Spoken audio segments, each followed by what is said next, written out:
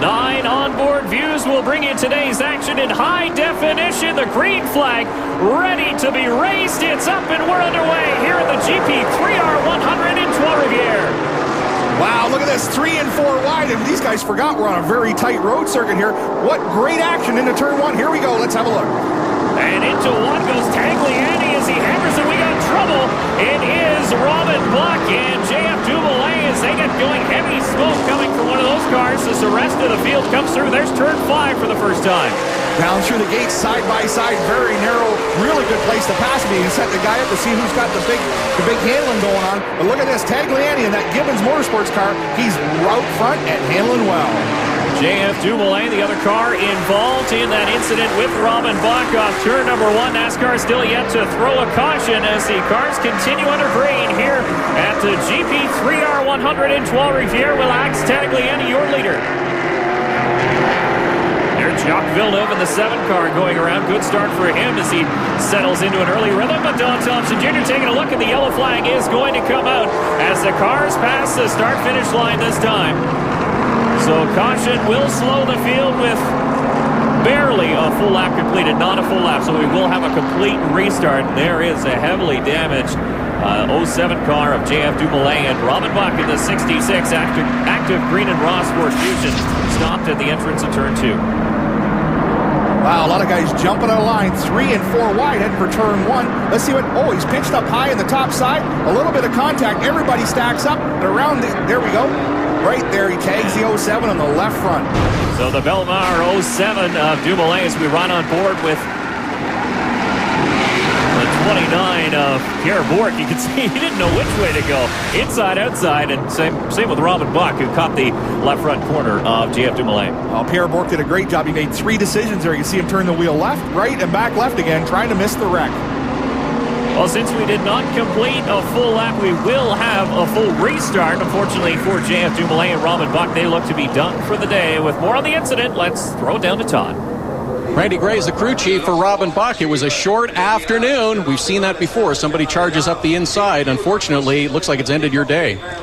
Yeah, we had a little trouble with the active Green and Ross Body car qualifying, and really didn't want to be back that far. And that's what happens when you get back that far. Everybody's trying to get the jump on everybody else, and somebody gets turned around and we get collected.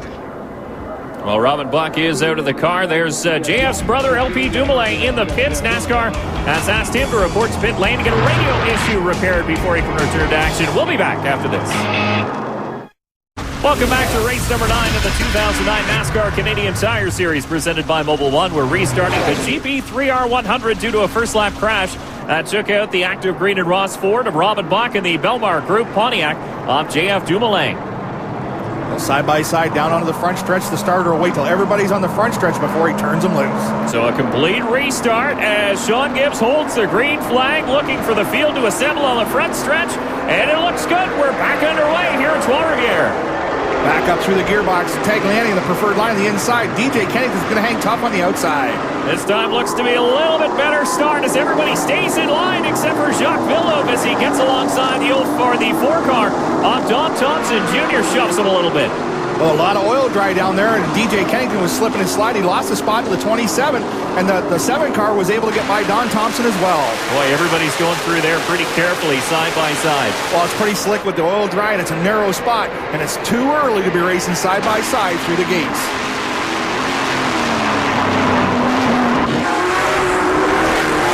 Rode quickly on board with DJ Kennington. You saw him trying to put together a run on the 27 of Andrew Ranger. Really has been the thorn in the side of the 17 of Kennington. Of course, Ranger the points leader. Kennington coming to this one 3rd in the point standings. Well, DJ's been the model of consistency, but 27 Andrew Ranger, he's been able to stack the wins on his side of the table. How about that Crown Modular number 95 of Anthony Simoni there, though? He's right in this battle as well, waiting for these two to tangle. He knows what can happen here at the GP3R, especially late in the race, so you want to stay close to the front because anything could go on that last lap. We said these stock cars are lean, mean, fast, and like to lean on each other, but we've also talked about Simoni all year long. Every race he's getting better and better on the ovals, and now these road courses, we watched at Edmonton, he got real good, and watch him today, really smooth on these road courses. Quick view out of the windshield of the Lake Excavating number 69 and Trevor Siebert. He had a really good run on the road course at Edmonton, looking to do the same here in Quebec as he's currently running in the 12th position. But it's still Alex Tagliani in front in the 03, an unfamiliar car for Tagliani as he picked that up just a few weeks ago from the former Gibbons Racing team. And Tagliani actually wearing a suit that could be signed. You can donate money to MS, and Tagliani picking up $3,500 to a very worthwhile cause. So doing a little charity work as well as racing this weekend. Well, ironically, when I first seen the car, I had to giggle a little bit to myself. It's fast, and it's got the Canadian Tire logo on it, and it comes out of the Gibbons Motorsports camp. We've seen that logo a lot on that car. Riding on board with Jacques Villeneuve, there's the familiar paint scheme on his helmet as he goes up through the gears.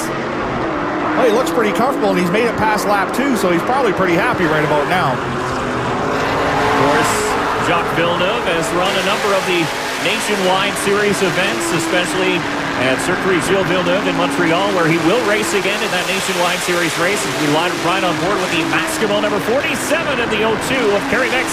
Ducks underneath the 9 of Mark Dilley. That's a change of position for 9th. Real good move. Kerry got in there under braking, just like I was talking about on the 21's around. He's been into the tire barrier in another car. He has front end damage. Heavy damage to the Zimmer Wheaton A&W, cruising the number 21 to Jason White. Now, of course, as always the case with a street or road course, local yellow. So Jason White is going to have to get up on the wheel to try and get those repairs done. And Villeneuve almost goes for a slide into the wall. He almost had troubles of his own. Well, the 4 car was all over the back bumper, the 7 down through there. Don Thompson Jr. got a great run. He was inside, he was outside, and the 7 car was taking all the road up he needed to keep the spot. Yeah, it looks like a little bit of mirror driving on the case of Jacques Villeneuve, but he hung on to it. And a good little piece of driving there as well, as you saw a quick glimpse of the BDI Ford Fusion of Kerry Mix. Great racing all back through the field. These guys are going at it like there's only 5 or 6 to go. What a great show for the fans.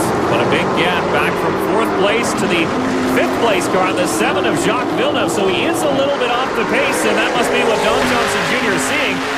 That long stretch of road in front of this car, and the leader is going away in the distance. Well, and Don Thompson Jr. never been short on horsepower. He'll try and suck up and get him in a braking zone. He'll get another run at him here shortly. Don Thompson, a veteran, knows how to work these road courses. And a 22 Canadian Tire tow truck in a box. Dodge Avenger, Scott Steckley also in that battle. And Andrew Ranger is in the lead group, the points leader. Steckley coming into this one second in points. He's got to get up there to catch up. And you got to remember, last year Steckley ran up front all day long, only to get tangled up with the 84 at J.R. Fitzpatrick. Send it down to Todd, who's in the A&W pit stall, standing by as they go to work on Jason White's Monte Carlo. Just looks like body damage right now to the 21 A&W car of Jason White, but now as they open the hood, you can see that front radiator area is a little bit bent. They may be trying to make sure that there's airflow through to keep that engine cool before sending them back out. Dave, that car right there has a lot of history. That's one of J.R. Fitzpatrick's cars. Knows how to get around here, and White just needs to get used to it and get going on these road courses. Yeah, Jason White pretty excited to get into that car here at the GP3R 100 in Trois-Rivieres. Unfortunate for him. Trouble early on, so Jason White poised to go at least 1 lap down as we ride on board with Andrew Ranger. Was a great sound, except for what what I heard there. We weren't outside the car, and I was watching his feet, but a little bit of wheel hop getting into the corner, and that's what these guys got to be careful of. If they downshift and touch the brake too quick, the rear wheels can't keep grip and they hop. He got away with one there. So the split screen as Andrew Ranger worked up through the gears, trying to chase and track down the 03 Monte Carlo of Alex Tagliani. He's your leader with 6 laps in the books.